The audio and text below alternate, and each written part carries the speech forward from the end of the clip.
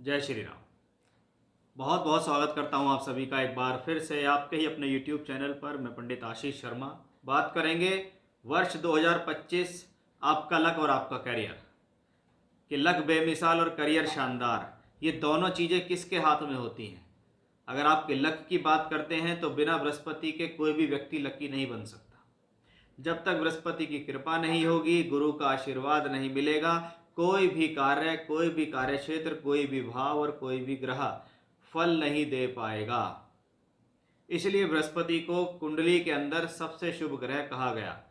एक जगह बैठने वाला, 3 जगह देखने वाला, 2 स्थान का मालिक और 5 जगहों का मुख्य कारक है बृहस्पति। ये लक फैक्टर को देखता है और सबसे बड़ा रोल इस प्लेनेट का होता है फाइनेंस का। तो वहीं शनि के बिना कोई कर्म नहीं, कि पहले तो कर्म ही है, 50% कर्म है और आपका 50% आपका लक है। आप कर्म कर रहे हैं, कोई व्यक्ति बहुत ज़्यादा कर्म कर रहा है लेकिन लाभ कुछ नहीं है। कोई कर्म उतना ही कर रहा है, उससे कम है लेकिन लाभ उससे बहुत ज़्यादा, यानी उसका लक साथ दे रहा है। उसी चीज़ को हम 2025 में देखेंगे कि आपके लक और करियर को संभालने वाले बृहस्पति और शनि किस तरह से आपको 2025 में क्या क्या दे सकते हैं। क्योंकि वर्ष 25 के अंदर बृहस्पति अतिचारी रहेंगे, बहुत तेज गति में भागेंगे। एक ही वर्ष में 3 बार राशि परिवर्तन करेंगे। शनि का भी राशि परिवर्तन 2025 में होगा। शनि वक्री भी होंगे, नक्षत्र परिवर्तन भी होंगे।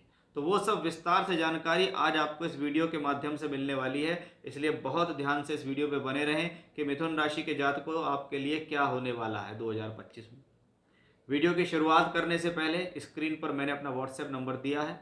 अगर आप अपने हॉरोस्कोप को दिखाना चाहते हैं, वर्ग कुंडलियों से प्रेडिक्शन चाहिए, कुंडली बनवाना चाहते हैं, मिलान कराना चाहते हैं, बर्थ टाइम रेक्टिफिकेशन कराना चाहते हैं, सिजेरियन से बर्थ डिलीवरी से बर्थ टाइम लेना चाहते हैं, तो उसके लिए आप व्हाट्सएप नंबर पर कांटेक्ट कर सकते हैं। पेड कंसल्टेंसी होगी। शुरुआत करते हैं आज के विषय की। सबसे पहले शुरुआत हमारी जो होगी वो आपके कर्म फल प्रदाता शनि से ही होगी। आपके करियर, आपकी नौकरी, आपकी जॉब, आपके नॉर्मल जीवन के होने वाले कर्मों पर अगर किसी ग्रह का अधिकार है तो वो शनि का अधिकार है। और वो शनि मिथुन राशि के जातकों के लिए 50-50% का प्लेनेट है। तो ऐसा क्यों है कि भाई वो प्लेनेट अष्टमेश भी है और वही प्लेनेट नवमेश भी है। वो कहता है 8वां घर अगर त्रिक भावों में से है, अशुभ भावों में से है, अड़चन दुविधा और परेशानी का भाव है 8वां भाव, तो 9वां घर हमारे जीवन में भाग्य का, धर्म का, लक्ष्मी त्रिकोण, हायर एजुकेशन, फॉरेन ट्रैवलिंग्स 9वें घर से देखते हैं। तो 50-50 रिजल्ट देने वाला प्लेनेट शनि है। इसलिए इस शनि की स्थिति अगर बहुत मजबूत होती है तो वो नवम के फल ज़्यादा देगा, और इस शनि की पोजीशन अगर खराब होती है तो वो अष्टम के फल ज़्यादा देगा। अब यहाँ पर शनि 29 मार्च तक यहीं पर बैठे हुए हैं। और मैंने पहले भी अपनी वीडियो में बताया कि अगर ग्रह अपने ही भाव में, अपनी ही राशि में, अपनी ही मूल त्रिकोण साइन में बैठ जाए तो वो उस भाव के ज़्यादा फल करता है। यानी आप इसको 70-30 का रेशो मान सकते हो। 29 मार्च तक शनि की पोजीशन बहुत बेटर है। बहुत बेटर कह लीजिए, या कह लीजिए वो नवम के फल ज़्यादा देगा, क्योंकि अब वो अग्रसर है, वो पिछले भाव की तरफ नहीं है।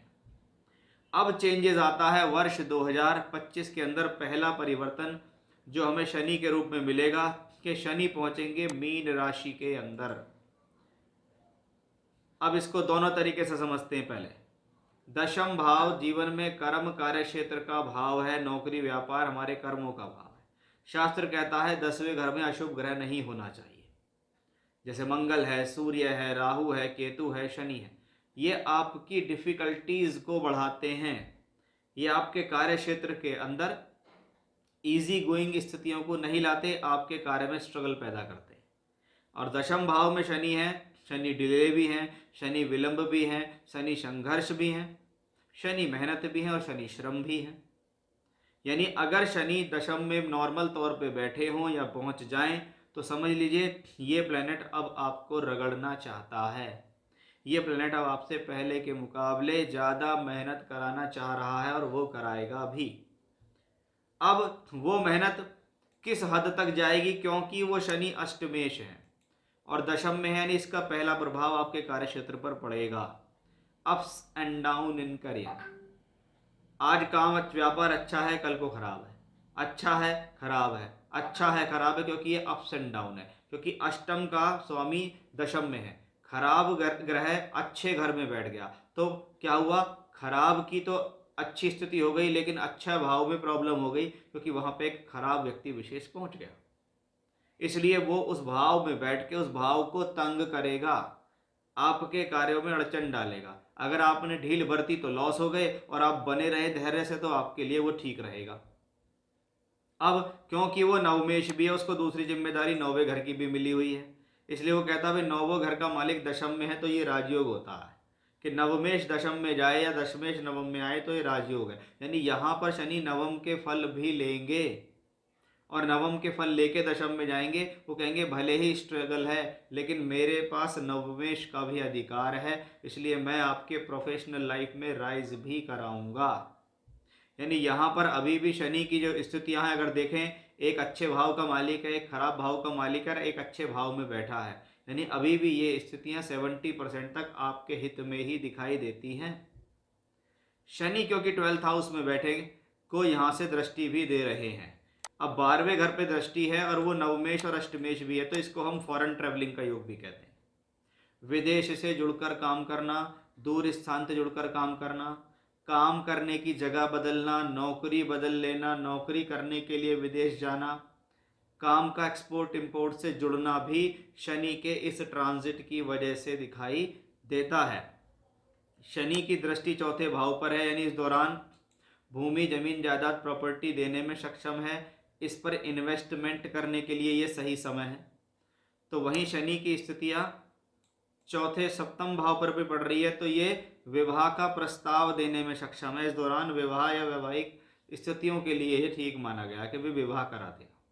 बहुत बार शनि चौथे घर पर दृष्टि दे रहे हैं, तो ऐसी स्थिति में दिखता है कि व्यक्ति बहुत बार अपने ही मकान को कुछ तोड़ फोड़ करके रिनोवेट करा लेता है। तो वो स्थिति अभी इस कॉम्बिनेशन से दिखती हैं। अब शनि के साथ एक और घटना घटेगी जब शनि वक्री होंगे। अब प्लेनेट का वक्री होना, उसका एक स्वभाव भी है, और वो स्वभाव सूर्य पर निर्धारित है कि सूर्य से जब जब शनि दूर होंगे 120 से 180 डिग्री या 190 डिग्री के बीच में, तो वो वक्री होंगे, यानी वो बली होंगे। बली होंगे तो चेष्टा बल से भरपूर होंगे, और शनि का वक्री होना पॉजिटिव है, क्योंकि शनि कर्म कारक है, लेकिन वो अष्टमेश भी है, इसलिए अड़चनों को भी बढ़ाएगा तो भाग्य को भी बढ़ाएगा, कर्म को भी बढ़ाएगा, स्ट्रगल को भी बढ़ाएगा। यानी यहाँ पर वक्री होना, क्योंकि वक्री हो किस भाव में रहा है, वो वक्री हो रहा है दशम में। अगर वो वक्रियों के पीछे की तरफ मूवमेंट करता है तो पिछली मूवमेंट 9th हाउस की है, इसलिए इस वक्री ग्रह से घबराने की जरूरत नहीं है। किसी भी तरीके से ये वक्री ग्रह आपके लिए कोई प्रॉब्लमेटिक कंडीशन में नहीं है। तो 13 जुलाई से 28 नवंबर तक शनि रहेंगे वक्री अवस्था में। ये थी 2025 के अंदर शनि की स्थिति। इस पूरे 2025 में अगर हम देखें तो अधिकतम समय शनि अपने ही खुद के नक्षत्र उत्तरी भाद्रपद नक्षत्र में गोचर करते दिखाई देंगे, तो यह भी अपने आप में एक सही स्थिति है। अब देखते हैं भाग्य विधाता ग्रह आपके लिए क्या कर रहे हैं, कि भाई भाग्य को संभालने वाले ग्रह हमारे कौन है, बृहस्पति हैं। वो बृहस्पति कहाँ है, 12th हाउस में। 12th हाउस हमारे लिए खर्च का भाव है। शास्त्र कहता है 12वां घर खर्च है, ये राशि से 12वां है, तो ये हमारी हेल्थ का भी खर्च है, हम जीवन में जो खर्च करते हैं उसका भी खर्च है। अब ये गुरु ग्रह वहाँ पहुँच गया तो हम इसको फाइनेंशियली बहुत अच्छा नहीं मानते कि भाई जब तक बृहस्पति 12वें घर में रहेंगे, 14 मई तक लगभग बृहस्पति 12वें घर में रहेंगे, और जब तक वे 12वें स्थान में होंगे तब तक की ये पोजीशन यहाँ से दिखाती है कि भाई आपको फाइनेंशियली उतार चढ़ाव का सामना करना पड़ेगा।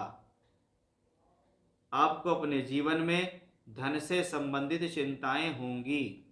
बहुत बार आप कहेंगे जी पैसा आ रहा है, कलेक्ट नहीं कर पा रहे, पैसा जुड़ नहीं रहा है, पैसा खर्च हो रहा है, यात्राओं पे खर्च हो रहा है, क्योंकि ये बृहस्पति आपके लिए दशमेश भी हैं और 12वें घर में है। और अभी भी मैंने आपको बताया था शनि में कि 12वें घर से कनेक्शन है, यानी कुछ ना कुछ दूर स्थान से जुड़कर कनेक्शन बनने की संभावना यहाँ गुरु ने भी दर्शाई है और आगे शनि भी दर्शा रहे हैं।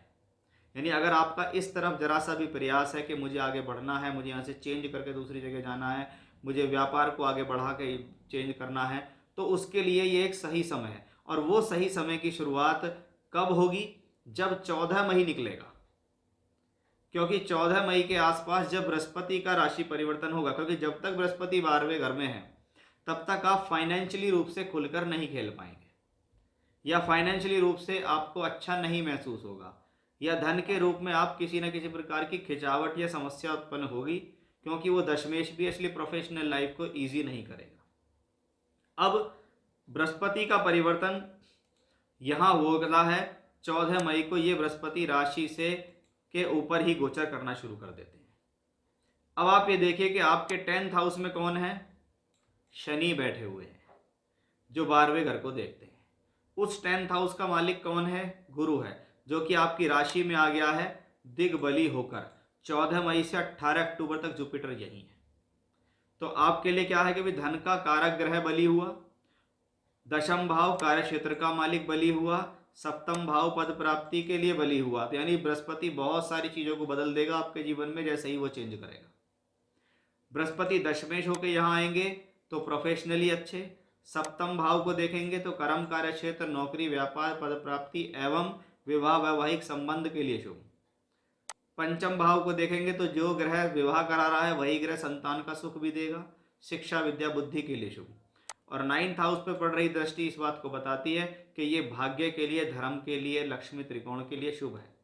यानी बृहस्पति का परिवर्तन एक बहुत बड़ा और बहुत खास परिवर्तन होगा आपके लिए, जो होगा 14 मई से 18 अक्टूबर के बीच में। अब यही बृहस्पति ग्रह फिर से एक बार राशि परिवर्तन करेंगे, जिसको हम कहेंगे भाई ये 18 अक्टूबर से लेके 5 दिसंबर के बीच उच्च का हो जाएगा। अब उच्च का कौन हो रहा है, आपका दशमेश उच्च का है। आपकी प्रोफेशनल लाइफ का ग्रह उच्च का होके धन भाव से बैठकर दशम को देखता है। तो क्या है, प्रोफेशन का धन से संबंध, आपके व्यवसाय का धन से संबंध, आपकी नौकरी का धन से संबंध, आपकी वाणी का धन से संबंध। यानी ये स्थिति इस दौरान गेन करने वाली, गेन देने वाली है। तो जब तक बृहस्पति वक्री रहेंगे और कर्क राशि में रहेंगे, खास तौर पे 5 दिसंबर तक, तब तक के लिए ये समय अपॉर्चुनिटी देने वाला है कि मेरी लाइफ में सडन कुछ हुआ, प्रोफेशनली कुछ सडन अच्छा हुआ, नौकरी के क्षेत्र में, कार्य के क्षेत्र में कुछ अच्छा हुआ, तो वो उस उच्च के गुरु होने की वजह से। क्योंकि 5 दिसंबर के बाद वापस ये ग्रह मिथुन राशि में आ जाएगा, तब भी ये स्थिति पॉजिटिव ही होगी। यानी भाग्य विधाता ग्रह या लक फैक्टर को दर्शाने वाले ग्रह बृहस्पति पूरी तरीके से मेहरबान होंगे आपके पास, लेकिन उसके लिए थोड़ा सा विलंब है, क्योंकि 14 मई के बाद जब तक परिवर्तन नहीं होगा तो बृहस्पति और शनि पूर्ण रूप से खुल के परिणाम नहीं दे पाएंगे।